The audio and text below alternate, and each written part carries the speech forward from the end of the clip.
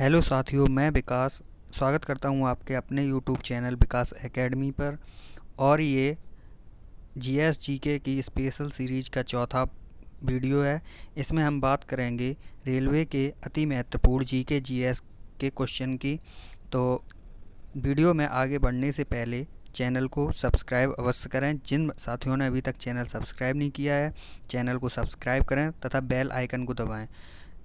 Video में आगे चलते हैं। तो पहला क्वेश्चन है आपका, ब्रिटिश राज एवं अफ़गान आदिवासियों के बीच कौन सी युद्ध लड़ी गई। तो ब्रिटिश राज और अफ़गान आदिवासियों के बीच जो युद्ध लड़ा गया है वो कौन सा युद्ध है? सारागढ़ी युद्ध, कबीलाई युद्ध, तालिबानी युद्ध या अफ़गानी युद्ध। तो इस क्वेश्चन का आपका सही आंसर हो जाएगा सारागढ़ी युद्ध। सारागढ़ी युद्ध ब्रिटिश राज एवं अफ़गान आदिवासियों के मध्य हुआ था। अगला क्वेश्चन है, भारत में आंतरिक अशांति के समय भारत के प्रधानमंत्री कौन थे? भारत में आंतरिक अशांति के समय भारत के प्रधानमंत्री कौन थे? तो इस क्वेश्चन का आपका सही आंसर हो जाएगा, वो हो जाएगा इंदिरा गांधी। बात करें एक्स्ट्रा पॉइंट की, तो एक्स्ट्रा पॉइंट की बात करें 25 जून 1975 से 21 मार्च 1977 ईस्वी तक का 21 महीने की अवधि में भारत में आपातकाल घोषित था। तात्कालिक राष्ट्रपति उस समय जो राष्ट्रपति थे वो आपके फ़खरुद्दीन अली अहमद थे, तथा जो प्रधानमंत्री थी वो आपकी इंदिरा गांधी थी। ये जो आंतरिक अशांति के कारण आपातकाल लगता है, ये धारा संविधान की धारा 352 के अनुसार लगता है।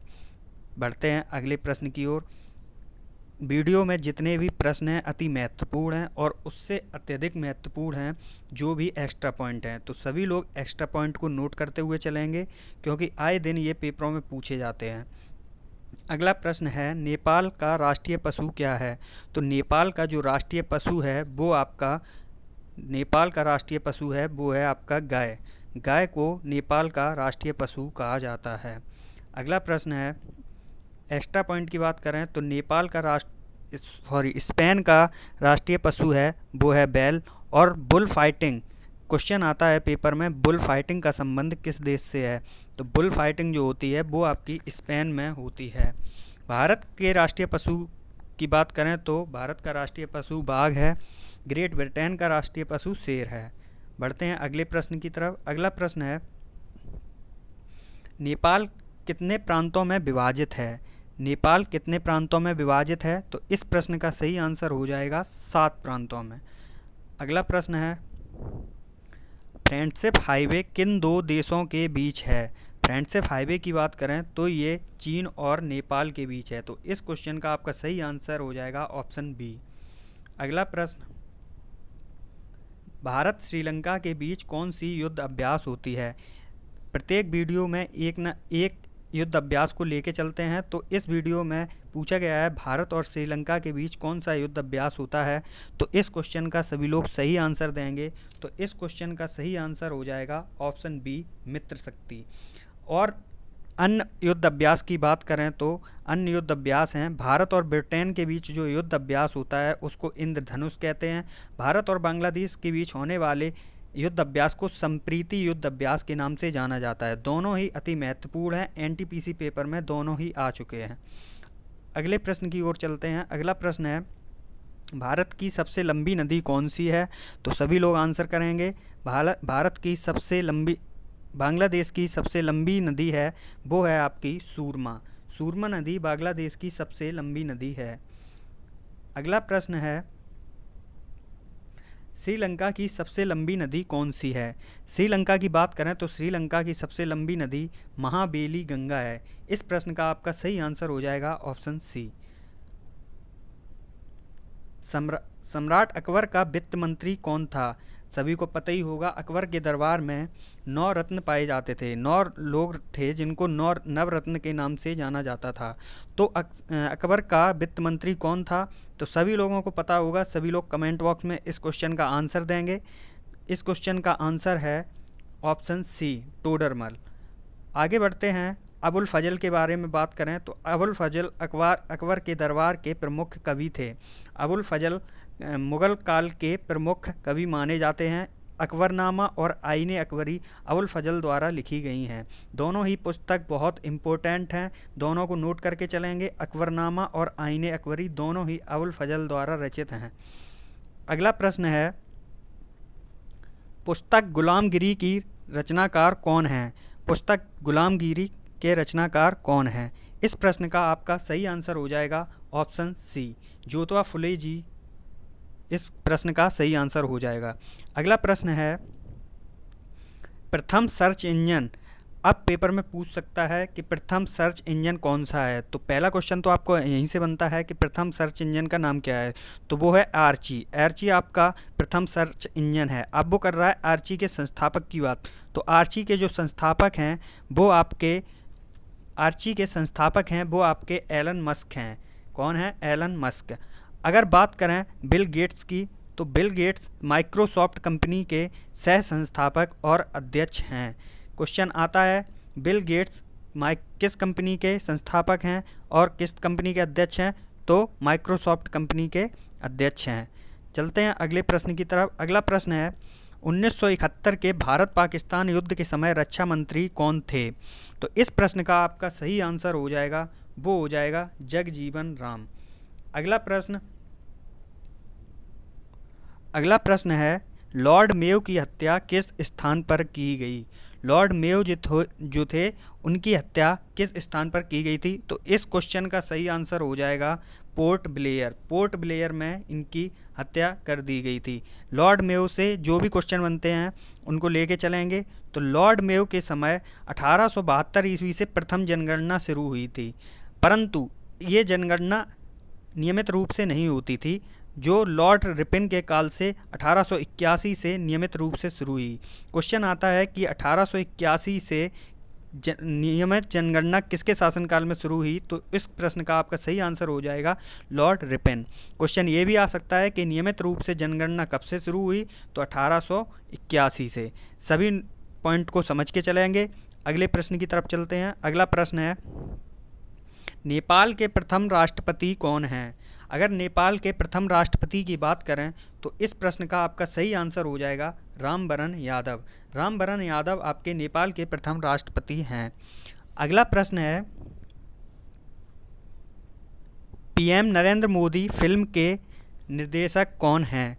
पीएम नरेंद्र मोदी फिल्म है उसके निर्देशक पूछे हैं। तो इस प्रश्न का आपका सही आंसर हो जाएगा, वो हो जाएगा उमंग कुमार, ऑप्शन सी। इस प्रश्न का सही ऑप्शन हो जाएगा ऑप्शन सी। बढ़ते हैं अगले प्रश्न की तरफ। अगला प्रश्न है, मित्र मेला क्रांतिकारी संगठन के संस्थापक थे। तो इस प्रश्न का आपका सही आंसर हो जाएगा, वो हो जाएगा ऑप्शन डी, वीर सावरकर। वीर सावरकर जी से एक क्वेश्चन अवश्य पूछा जाता है, तो इस क्वेश्चन को नोट करके चलेंगे। बहुत ही इंपॉर्टेंट क्वेश्चन है, मित्र मेला क्रांतिकारी संगठन के संस्थापक कौन थे?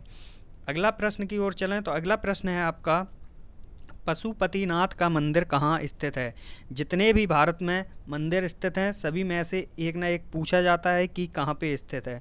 तो यहाँ बात करेंगे पशुपतिनाथ का मंदिर कहाँ पे स्थित है। तो इस प्रश्न का आपका जो सही आंसर हो जाएगा वो हो जाएगा नेपाल।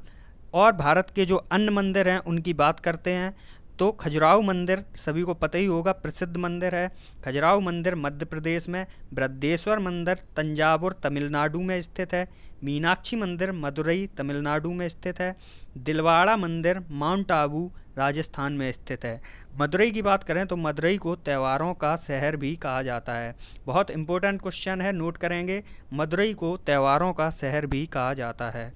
अगले प्रश्न की तरफ चलते हैं। अगला प्रश्न है आपका, मिथुन नामक पशु नस्ल कहाँ पाई जाती है? अगर बात करें मिथुन नामक पशु नस्ल की तो ये आपकी अरुणाचल प्रदेश में पाई जाती है। अगर बात करें मिथुन है क्या, तो मिथुन या गवाल वाला, मिथुन का ही दूसरा नाम है गवाल। ये पाला जाने वाला, ये बाला नहीं है, यहाँ पे पाला है। तो ये पाला जाने वाला एक प्रकार का गौवंशीय पशु होता है, गाय के वंश का एक पशु है। बढ़ते हैं अगले प्रश्न की तरफ। अगला प्रश्न है, मनुष्य एक सामाजिक प्राणी है, यह कथन है। यह कथन किसका है? सभी लोग आंसर देंगे। तो इस प्रश्न का सही आंसर हो जाएगा अरस्तु का। अगले प्रश्न की तरफ चलते हैं। अगला प्रश्न है, हवा का वाष्प घनत्व कितना है? हवा के वाष्प घनत्व की बात करें तो इस प्रश्न का सही आंसर हो जाएगा 14.4। 14.4 हवा का वाष्प घनत्व होता है। अगले प्रश्न की तरफ चलते हैं, किसकी वेदन क्षमता सबसे अधिक होती है? बात करें तो 3 प्रकार की किरणें होती हैं, गामा किरणें, अल्फा किरणें, बीटा किरणें। तो इन किरणों में से सबसे अधिक भेदन क्षमता पूछ रहा है, तो सबसे अधिक जो भेदन क्षमता होती है वो होती है आपकी गामा किरणों की। सबसे कम भेदन क्षमता की बात करें तो अल्फ़ा किरणों की भेदन क्षमता सबसे कम होती है। अल्फ़ा किरणों की भेदन क्षमता सबसे कम होती है। अल्फ़ा किरणों की भेदन क्षमता सबसे कम, उससे ज़्यादा बीटा किरणों की, और सबसे ज़्यादा जो होती है वो गामा किरणों की भेदन क्षमता होती है। अगले प्रश्न की तरफ चलते हैं। अगला प्रश्न है आपका, प्रथम लोकायुक्त किस राज्य में स्थापित की गई? जो प्रथम लोकायुक्त है वो किस राज्य में स्थापित की गई? तो इस प्रश्न का सही आंसर हो जाएगा ऑप्शन बी, महाराष्ट्र में। अगले प्रश्न की तरफ चलते हैं। नेपाल की संसद को क्या कहा जाता है? प्रत्येक देश में संसद को अलग अलग नाम से जाना जाता है। जैसे कि भारत में संसद को संसद के नाम से जाना जाता है, ऐसे ही नेपाल की संसद को क्या कहा जाता है? तो इस प्रश्न का सही आंसर हो जाएगा, वो हो जाएगा राष्ट्रीय पंचायत। नेपाल की संसद को राष्ट्रीय पंचायत के नाम से जाना जाता है। बात करें अन्य देशों की तो जातीय संसद, बांग्लादेश की जो संसद है उसको जातीय संसद के नाम से जाना जाता है। बात करें चीन की तो चीन में नेशनल पीपल कांग्रेस के नाम से जाना जाता है। कांग्रेस यूएसए की जो संसद है उसे कांग्रेस के नाम से जाना जाता है। और अमेरिका की बात करें तो अमेरिका के जो प्रथम राष्ट्रपति हैं वो जॉय बाइडेन हैं। बढ़ते हैं अगले प्रश्न की तरफ। अगला प्रश्न है, भारत की यात्रा पर आने वाला प्रथम राष्ट्रपति कौन थे? जो भारत की यात्रा पर आए थे वो प्रथम राष्ट्रपति कौन थे? तो इस प्रश्न का सही उत्तर हो जाएगा, वो हो जाएगा आपका सी, ड्वाइट डी आइजनहावर। ये आपके पहले राष्ट्रपति थे जो भारत की यात्रा पर आए थे। चलते हैं अगले प्रश्न की तरफ। अगला प्रश्न है, थुम्बा रॉकेट प्रक्षेपण केंद्र कहाँ पर स्थित है? थुम्बा रॉकेट प्रक्षेपण केंद्र की बात करें तो इस प्रश्न का आपका सही आंसर हो जाएगा, ये है स्थित आपका केरल में। केरल में स्थित है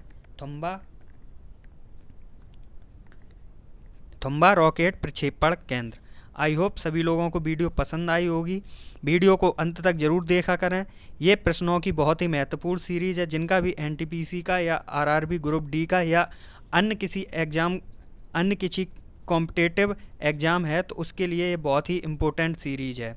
वीडियो को अंत तक देखने के लिए धन्यवाद। वीडियो को लाइक अवश्य करें।